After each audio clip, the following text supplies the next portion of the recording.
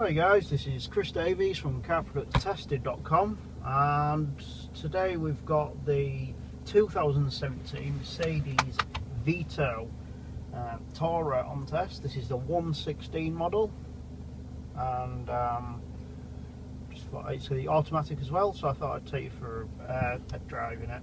Okay, so rather loud handbrake there.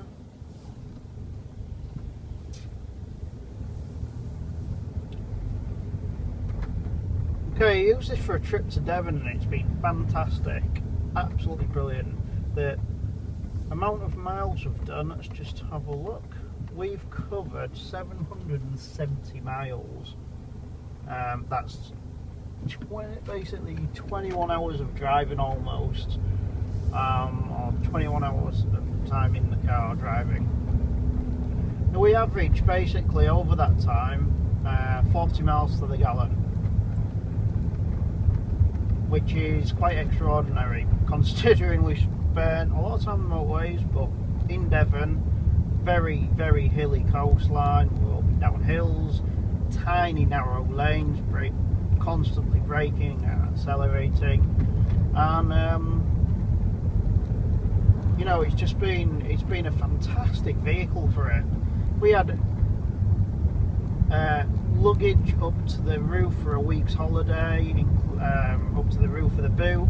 We had 5 people all together in it, and it didn't struggle at all on any of the really steep hills. Accelerating onto motorways was a breeze, because the engine is excellent on this thing, and the transmission is as well. I can't praise it highly enough for those. I think it's I'll put the specs up on the screen if I'm wrong. I think it's a 2.5 litre, it's a turbo diesel 4-cylinder engine, and loads of torque. It's got 280 foot-pounds of torque and 160 horsepower, so plenty of power and torque. But what's nice about it is that it gives you the power all the way through the rev range and torque from low down, as I'll demonstrate. I'm doing 30 now, I've just gone into a 60 limit. See? And that's 60. It does not hang about, this thing. Okay, 0 to 60 might not be massively quick. I'll put those specs up as well. Basically, other than that, the actual rolling acceleration is so impressive on it. It's such a lovely car to drive. You know, it's got a 7-speed automatic gearbox. I'll put the name of that up on the screen for you guys again. But you've got really lovely steering on it. It's nice and light, but at the same time you get decent feedback. It's, you know, decently weighted. It's not a sports car, so I expect it to be. It's a van converted into a people carrier.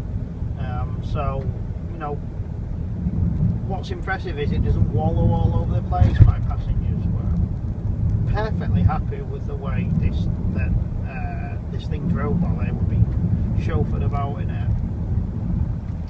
And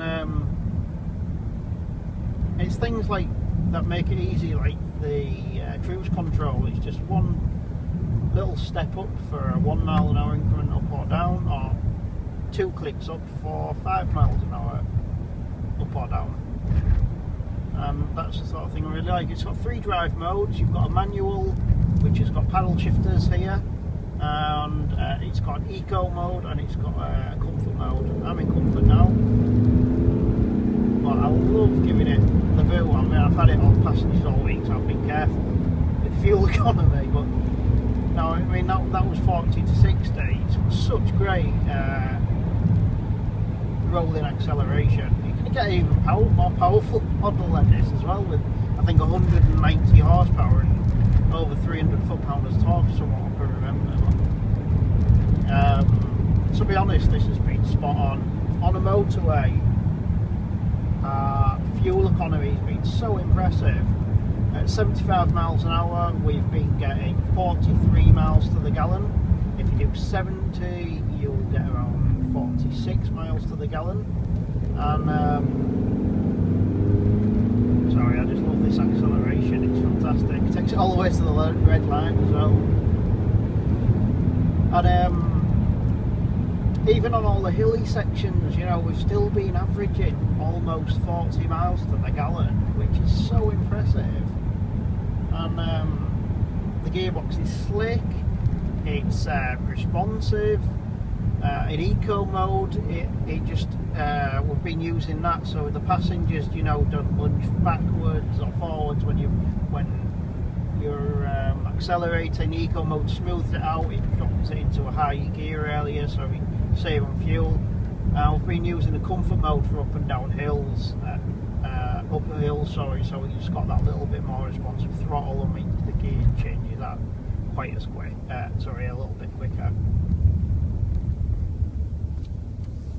I'll turn around here, guys, because I haven't got loads of time for the test today. But you'll see how good the turning circle is. Look at this, I just turned around really easily, nicely. Look at that, great turning circle.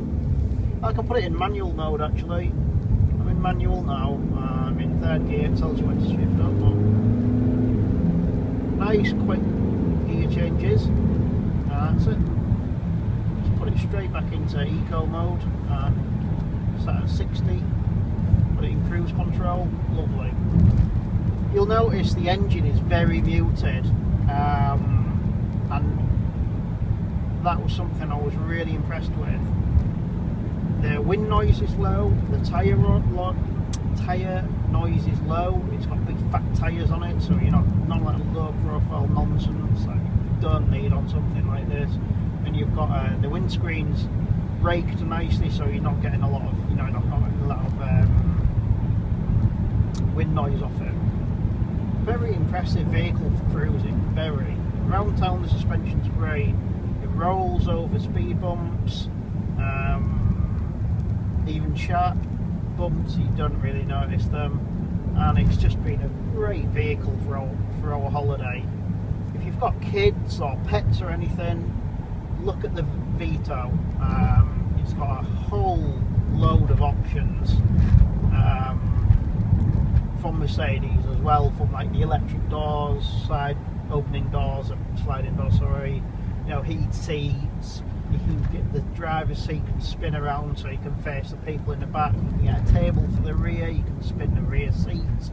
All those type of options just make for a really good, well-rounded people carrier, MPV, whatever you want to call it. I thoroughly enjoy driving this. The only thing I had a little bit of time getting used to is the really, really narrow roads in Devon with really high bushes each side, and the wing mirrors really took a bit of a beating, unfortunately. What's good is that because this is the Vito and a van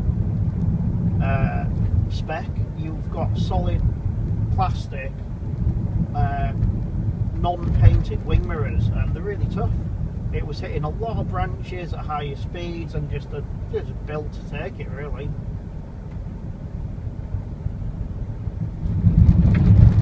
Wow, somebody just left all that horse book in the middle of the road. Good old farmer there. This one's rear wheel drive, but I've not. It's obviously rear wheel drive, just gives you that a little bit more of a luxury feel, and you sort of a bit more graceful around corners over front wheel drive, I think. And I've really enjoyed it. An advantage of having the Vito over the V-Class, the V-Class is sort of the car version, as in, you know, it's on there selling through the car sales. The advantage of this one is you can sort of treat it a bit more roughly. It's got plastics in it. You look at the interior video for that. You know, you can put your dogs and your kids in it, make a mess without, you know, thinking too much about scratching the leather and stuff like that. And the other good thing is it's a lot cheaper than the V-Class. I think there's about a £15,000 difference between the models, between the two base models. So I just like the fact that you can get all sorts. Mercedes have done really well with what they offer. You know, you can get a camper top for it that opens, becomes like a little bedroom and top. You can get an all-wheel drive version. I'm guessing it's going to be slightly lifted for sites and stuff, maybe. But for winter, or if you're camping a lot in it, that's perfect. And the fact you can get, I think, front-wheel drive, rear-wheel drive, and all-wheel drive, it's just great. It's just got options for everything. Overall, I'm going to give this a 9 out of 10 for the driving experience. There are a couple of things I've pointed out in the interior video that I've not been happy with, like this rattles constantly. The guy said who delivered it said normally they don't rattle. In fact, there's the old Vito right there opposite, as you couldn't probably see it. But yeah, one of the doors is, you know, there's slight noise coming from that. I think it's a seal, and the middle seat in the back broke, and that folding mechanism broke the first day we got the van. It's on test, obviously. Things that can be easily rectified, but little irritations. However, because I'm so impressed with the drive, I would certainly consider this as an option for an MPV. And it looks nice from the outside as well, definitely. Looks really nice. Drives superbly, and it's one thing I like this about how relaxing the drive is of it. It's just really, really nice. So 9 out of 10 for the driving. The interior is a little bit more basic, and you have to basically option everything. Sat nav's optional, heated seats are optional, electric lumbar support's optional. You know, the automatic gearbox, obviously that's more expensive. The leather steering wheel's optional, and so the electric doors in the back are optional. So there's a whole load of options. But basically, I really like the Vito. It's lovely. And definitely if looking for 8 seat or less, or even more, you can get 9 seats I think on the extra long. So I would look at the Vito if you are looking at MPVs. I forgot to add, guys, sorry, I've had to add this video to it, but basically there was one thing that I would like to see improved. While the braking is fine when it's empty, the van, when I had 5 passengers in and a boot full of luggage, I mean a full boat of luggage, I felt like the braking just wasn't quite as responsive as I'd like. It wasn't as crisp, and you know, it wasn't as sharp as I'd like. While I've got to keep it comfortable for passengers, the wear times on steep hills, going down them obviously, and having to brake sharply with all, you know, a full load of passengers in and all the luggage, when I just thought the brakes could do with being more powerful and slightly more sharp than they are.